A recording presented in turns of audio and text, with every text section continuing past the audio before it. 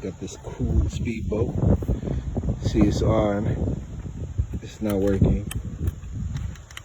That's because it only works in the water. So you gotta put it in the water to activate it. So I'm gonna try it out. Last boat I have flipped over and I lost it. So hopefully this doesn't happen to this one.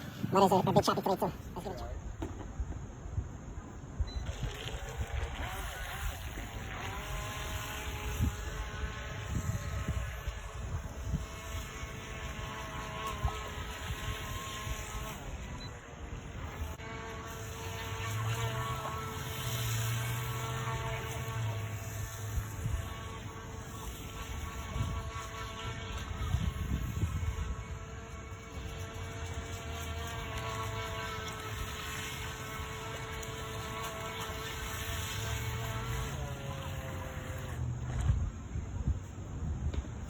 Alright, let's try this.